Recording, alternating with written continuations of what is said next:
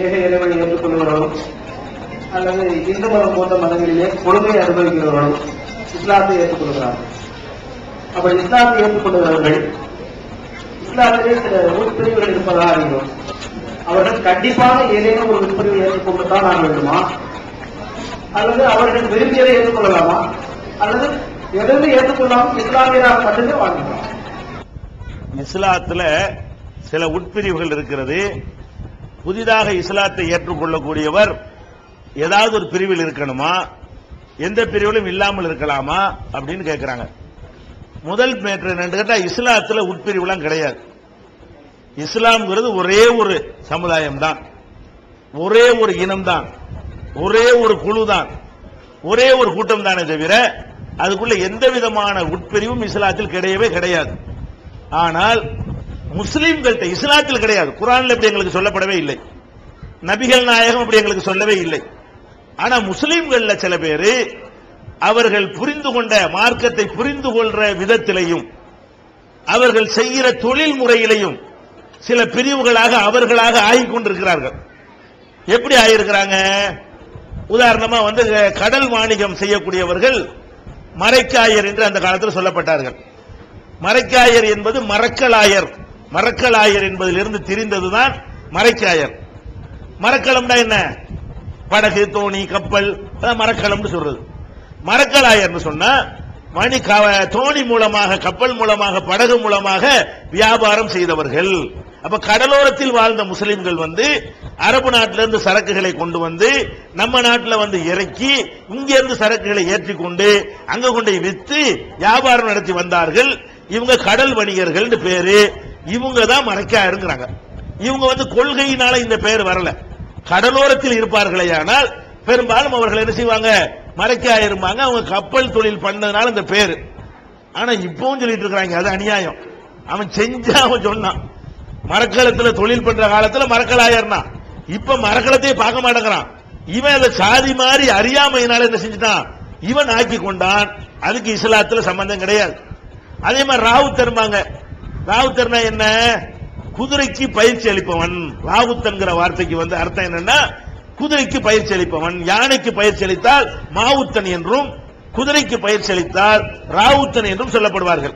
அப்ப ராவுத்தர்னா என்னன்னு கேட்டா, உலகத்திலேயே அன்றைக்கு, இப்ப எப்படி எனக்கு தெரியல, அந்த சரித்திர காலங்கள்ல எல்லாம் அரபு நாட்டு குதிரை ரொம்ப ஃபேமஸ் ஆனது.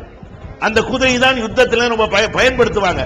அப்ப நம்ம நாட்டில் இருக்கிற சேர சோழ பாண்டிய மன்னர்களுக்கு அந்த காலத்துல முஸ்லிம் வணிகர்கள் என்ன செய்வாங்கன்னா, அரபு நாட்டிலிருந்து குதிரையை கொண்டு வந்து அதுக்கு ட்ரைனிங் கொடுத்து அதை ராணுவத்துக்கு என்ன செய்வாங்க? பாண்டிய மன்னர்களுக்கு, சோழ மன்னர்களுக்கு விற்பனை செய்வார்கள். அந்த ராவுத்தர் வேலை பார்த்ததுனால, குதிரைக்கு பயிற்சி அளித்த காரணத்தினால் அவர்கள் ராவுத்தர் என்று சொல்லப்பட்டார்கள். இப்ப இவன் குதிரையே கிடையாது, இவன் ராவுத்தர். இது தப்பு. ஆனா ஜாதி மாதிரி ஆக்கிட்டான். இவன் ஆக்கிட்டான் அறியாமையில். இஸ்லாம் அதை ஏத்துக்கிறவே இல்லை. அதெல்லாம் இப்ப நாங்க ஒழிச்சிட்டு வர்றோம். பின்னாடி பேருக்கு பின்னாடி மரைக்காயரு, பேருக்கு பின்னாடி ராவுத்தர் எல்லாம் போடுவாங்க. அதெல்லாம் போடாத, இஸ்லாத்துல இல்ல. உங்க அப்பா மரைக்காயர் இருந்தா மரைக்காயர் வந்துட்டு போறான், நீ ஏன் மரைக்காயருங்கிற?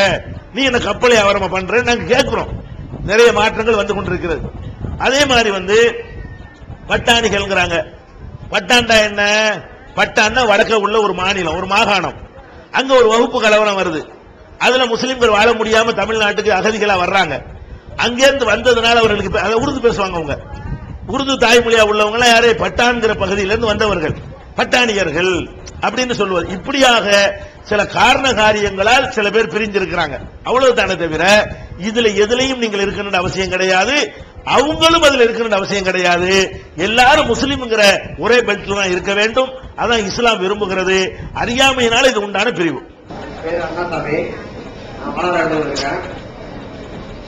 நான் ஒரு தாத்தவர் என்ன சொல்லுவேன், இஸ்லாம் ஒரு 5 மணிக்கு தொழுகை நடத்துறதுன்னா அந்த ஊர்ல இஸ்லாத்தை சேர்ந்தவர் ஒரு பெரிய பணக்காரர் 5-6க்கு போனா 5-5க்கு பின்னாடி உள்ளவர் தொழுகிறாங்க. ஆனா அதே இந்து மதத்துல ஒரு வசதிப்பட்டவர் இன்னைக்கு மயிலாடுதுறை இருக்கிறாரு. என்னுடைய கிராமத்துல அங்க பூஜைக்கு நடக்கிறது. அப்போது தீவார்த்தனை காட்டுறாங்க. அப்ப குருக்களை இருக்கிட்ட ஒரு சாதாரண ஒரு ஆள் சொல்லுவாரு, நம்மளுடைய பண்ணை மாயாட்டா இருக்கு, அதனால வெயிட் பண்ணுறாரு. இந்து மதத்துல தெய்வத்தை வெயிட் பண்றாங்க. அதே நேரத்துல 5-5க்கு தொழுகை நடத்துகிற ஒரு இஸ்லாம் 6 மணி 5-6க்கு பின்னாடி வந்த ஒரு பணக்காரர் பின்னாடி சொல்றது நான் நேசிக்கிறேன். அந்த நேசிப்பு வந்து நான் இஸ்லாத்தை இன்றைக்கும் நேசித்துக் கொண்டிருக்கிறேன். அதே நேரத்தில் இஸ்லாத்திலையும் சகோதரர் கேட்டா போல் நான் அதையெல்லாம் கேட்கலாம்னு எழுதி வைத்திருந்தேன். அதே நேரத்தில் வந்து பிரிவுகள் இருக்கிறது. அதில் வந்து சில மனிதர்கள் ஏற்றத்தாழ்வாக நடந்து கொள்கிறார்கள். அதை பற்றி தங்களுடைய கருத்து என்ன? ஒரு தலித்தாக ஒருத்தர் வந்து இஸ்லாத்துக்கு வருகிறார். வந்த பிறகும் அவர் தலித்தா இருப்பாரா? தலித் முஸ்லீம் என்று சொல்லப்படுவாரா? அதான் அவங்களுடைய கேள்வி. அந்த மாதிரியான ஒரு அடிப்படை இஸ்லாத்தில் கிடையாதுங்க.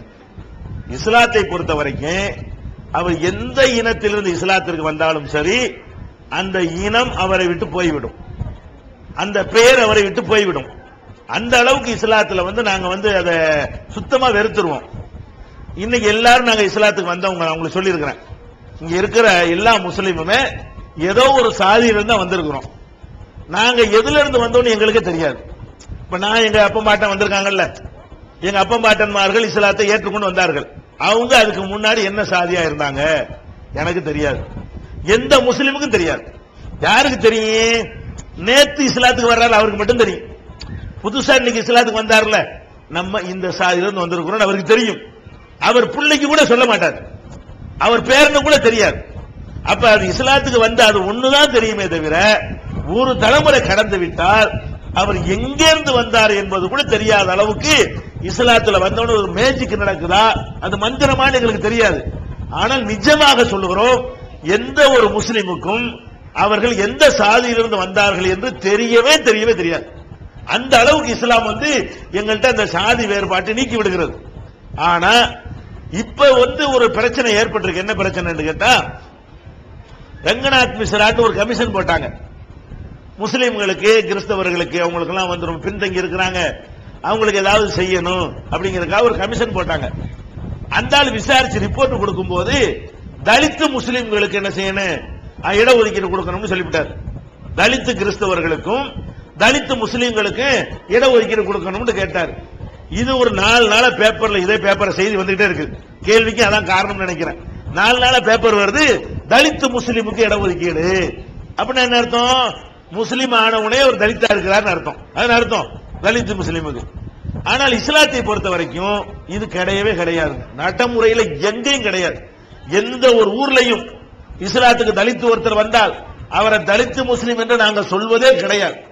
அப்படி எந்த ஊர்லையும் நடக்கிறதும் கிடையாது. ஆனா தலித்து கிறிஸ்தவர்ங்கிறது உண்டு. இப்ப கூட நீங்க விழுப்புரம் பக்கத்துல இந்த ஒரு உளுந்தூர்பேட்டையிலையா, உளுந்தூர்பேட்டைக்கு பக்கத்துல ஒரு சர்ச்சில் போய் வழிபடுறாங்க. 2 பேரும் கிறிஸ்தவர்கள். ஒருத்தர் வந்து வன்னியராக இருந்து கிறிஸ்தவனானவர், இன்னொருத்தங்க வந்து தலித்தா இருந்து கிறிஸ்தவரானவர்கள். இப்ப வன்னியர்கள் தான் வழிபடுவதா தலித்து வழிபடுவதா சண்டை. ஒரு மதம் தானா, ஒரு மதம், ஒரு கடவுள், ஒரு கொள்கை.